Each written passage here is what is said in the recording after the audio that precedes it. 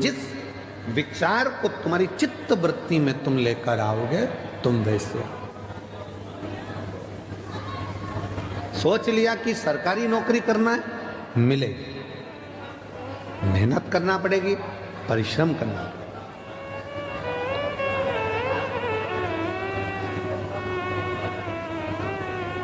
कैसे नहीं मिलेगी?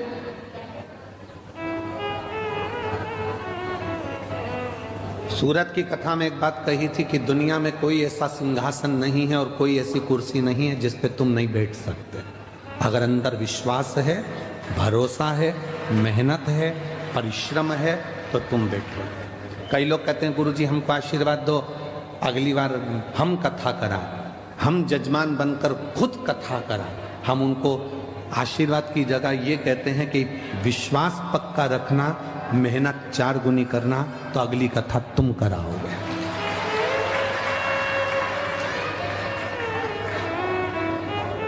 हम मेहनत ही ना करें, परिश्रम ही ना करें और सोचें कि सब कुछ मिल जाए तो नहीं मिल सकता। सीहोर वाले महाराज जी के पास में ऐसी कोई ना तो भभूति है, सीहोर वाले महाराज के पास ना कोई ऐसा टोना है, ना कोई ऐसा टोटका है कि हम तुमको दे दें और तुम्हें गड़ा हुआ सोने के हंडे मिल जाए। अगर ऐसे सोने के हंडे मिलते होते तो हम भी तुम्हारे गांव में नहीं आते। क्यों आते? बोलो सही है कि गलत है?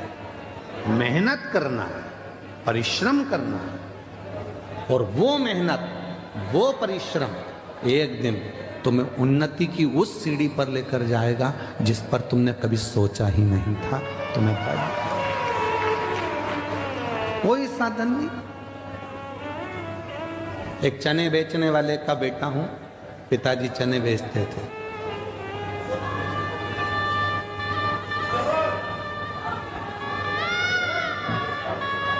जब हमारे पिताजी चने का ठेला लगाते थे उनकी आंख में मोतियाबिंद हो गया था।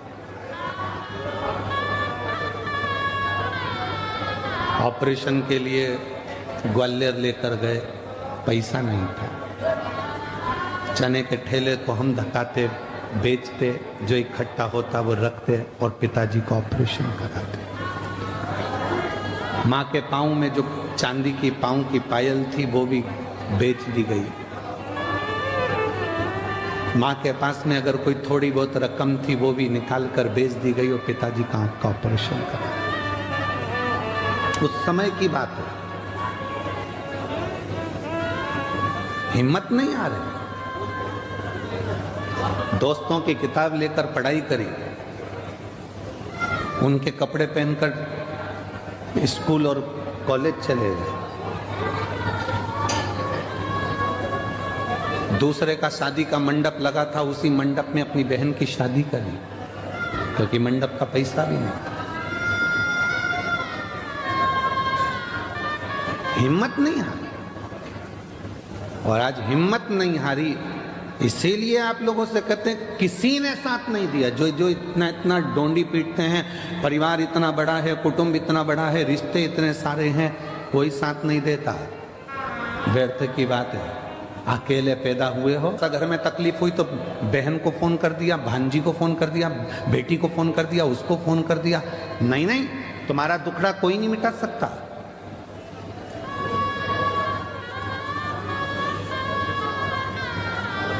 अगर तुम अपनी बेटी को फोन करके भी बोल दोगे कि तेरी भाभी परेशान कर रही है, कौन सी ननंद है, तो छाती पर आकर कह दे भाभी तुम मेरी बहन मम्मी से क्यों लड़ रहे हो। दम चाहिए।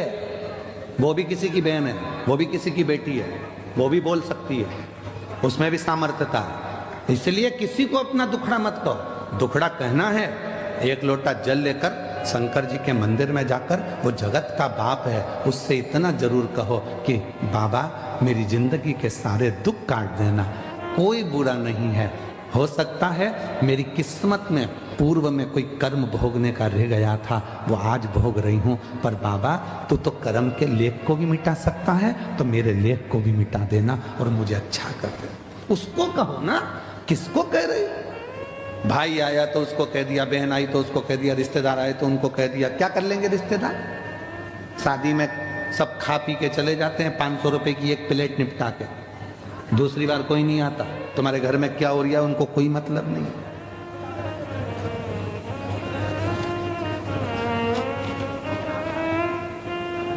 अदालत में जब तलाक का केस चलता है, कोई रिश्तेदार अगर खड़ा नहीं होता, बाप खड़ा है, माँ खड़ी है, बेटा खड़ा है, बेटी खड़ी है, बस वही खड़े हैं, बाकी का कोई नहीं आता। कौन आएगा?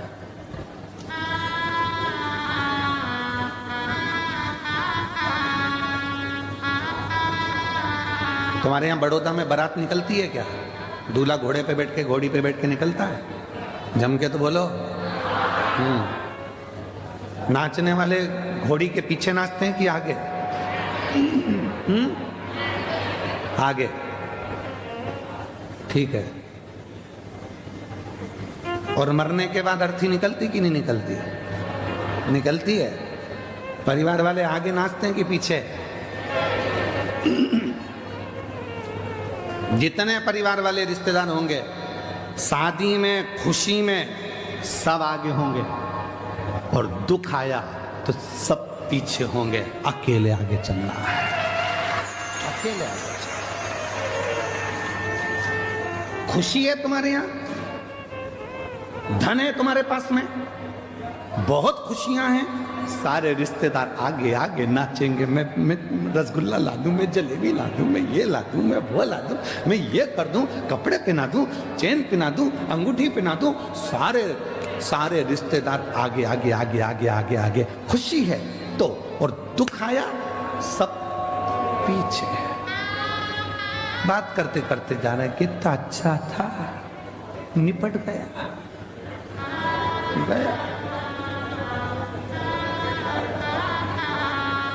कौन आया? कौन आया? फिर तो कह देंगे देखो हम मरे का भोजन नहीं करते, इसलिए हम 12वें में नहीं आते। और वही मरा हुआ व्यक्ति का धन खा गए, संपदा खा गए। तेरे पास में मेरा लड़का देकर गया था, इतना पैसा नहीं रिहा तो तू लौटा दे। वो देने का नाम नहीं। हम 12वें का भोजन नहीं खाते, बाकी का सब खा जाते हैं, बस वो ही नहीं खाते। खा गए। लोग कहते हैं सीहोर वाला बाबा बहुत आड़ा टेढ़ा कथा बाजता है, तो उसमें दिक्कत क्या? मत सुनो, उसमें क्या प्रॉब्लम? सत्य थोड़ा कड़वा होता है, सत्य कड़वा होगा। और सुनो, दवाइयां धीरे धीरे असर करती, और एक इंजेक्शन अच्छा जोरदार लग जाए ना, जोरदार, फिर वो असर कर जाता। सब अपने हैं। मेरा परिवार इतना बड़ा, मेरे रिश्ते इतने बड़े, मेरे नाते इतने बड़े, मेरे कुटुंब इतने बड़े, मेरे, पर याद रखना अकेले ही चलना है, कोई दूसरा। और केवल तुम्हारे साथ नहीं हुआ है, शिव जी के साथ में भी ये हुआ। अमृत निकला मंथन से, पीते समय 33 कोटि देवता को शंकर जी याद नहीं आए। एक भी देवता ने ये नहीं कहा कि शिव जी को अमृत देना, एक ने भी ये नहीं कहा कि शंकर जी दे गए अमृत पीने से, एक ने भी ये नहीं कहा कि अमृत भोलेनाथ जी के पास पहुंचाने वाले कोई अमृत लेकर आएगा। एक नहीं आया। एक आए कब? जब विष निकला। कोई नहीं पिया, न पृथ्वी ले, न आकाश ले, न पाताल ले, न कोई ले, कोई लेने को तैयार नहीं हुआ, न देवता ले। तब पूछा फिर इसको किसको दे, किसको? तो कहा एक काम करो कि वो शंकर जी के पास भेज दो। शिव जी विष? हाँ ले जाओ। शंकर जी के पास पहुंचे विष लेकर, तो भोलेनाथ जी ने कहा ठीक है लाओ मुझे दो। पार्वती कहती है कैसी बात करते हो, अर्धांगिनी हूं तुम्हारी, अमृत लाते तुम्हें अपने पति को पिला देती, विष मेरे पति को दे रहा हूं।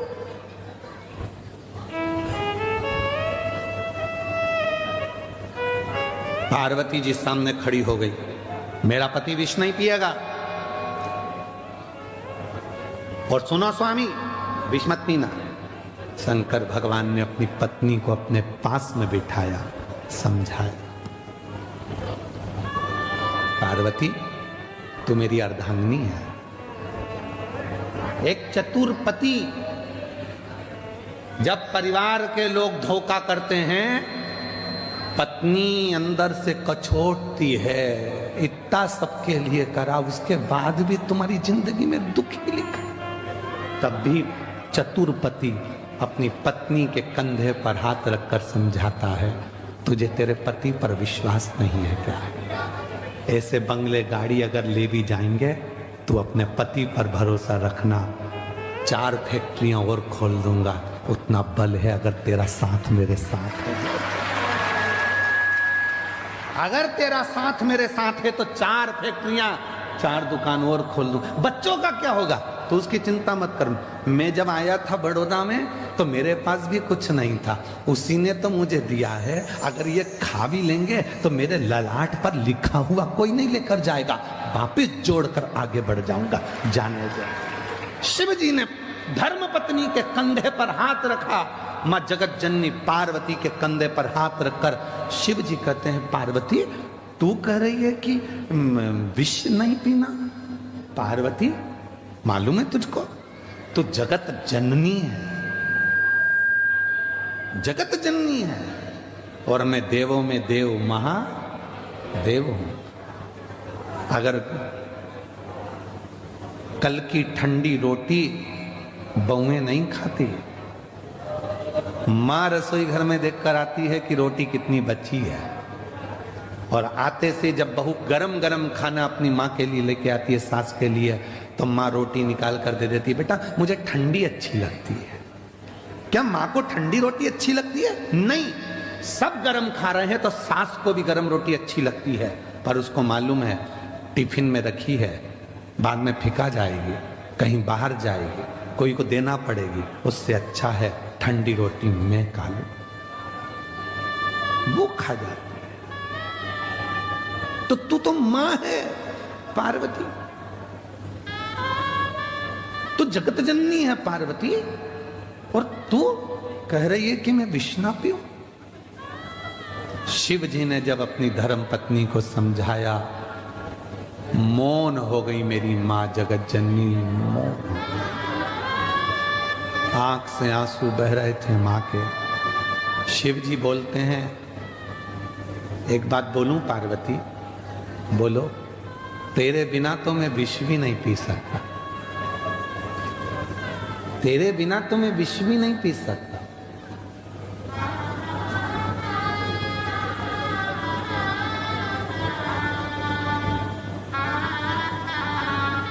तलाक शब्द मुसलमानी शब्द है।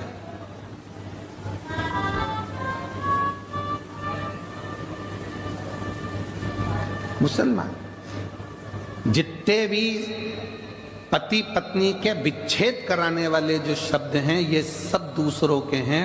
हमारी भारतीय परंपरा में, सनातन धर्म में एक भी ना तो मंत्र ऐसा है, ना कोई साधना ऐसी है, और ना कोई नियम ऐसा है कि पति पत्नी को कोई अलग कर सके।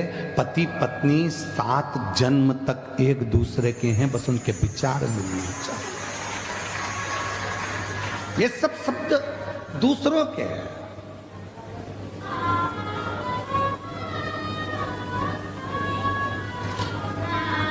ये सारे शब्द दूसरों के।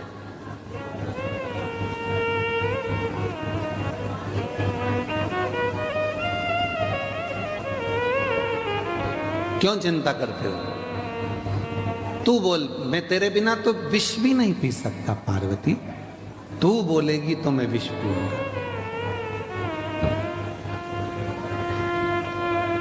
ठीक है। पार्वती जी ने कहा, क्या विषहरा शामली बारी दौतली देव, इन सब बच्चों को दूर कर दो, नंदी को भी दूर कर दो, तब विष पीना। इनको मालूम पड़ेगा कि हमारे पिताजी को देवताओं ने विष दे दिया था और खुद ने अमृत पी लिया था, तो इनके मन में गलत भाव आ जाए। दूर करो इनको।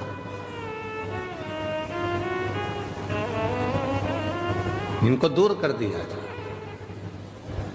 सबको भेज दिया। गणेश जी चले गए, अष्टविनायक बनकर बैठ गए। कार्तिकेय गए, श्री सेलम पर जाकर बैठ गए।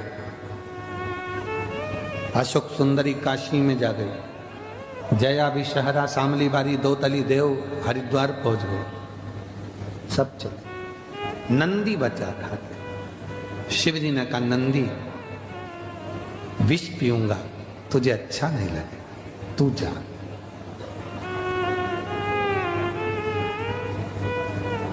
घर में कोई एक प्यार करने वाला होता है जिसको तुम्हारे धन से मतलब नहीं होता, तुम्हें देखकर जीता है, तुम्हारे चेहरे की खुशी देखकर जीता है। शिव जी के चेहरे की खुशी देखकर जीने वाला एक ही था, वो था देवती देव महादेव का नंदी। इसलिए आज भी मंदिर के बाहर उनका चेहरा देखता रहता है बैठकर। वो जीना से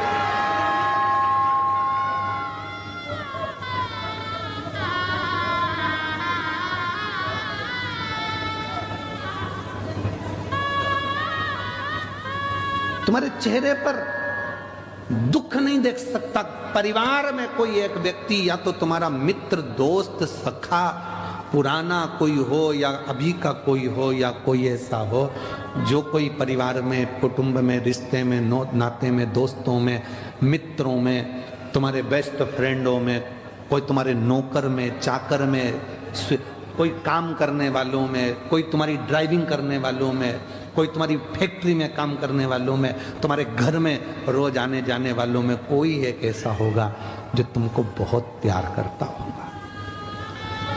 वो तुम्हें दुखी नहीं देख सकता।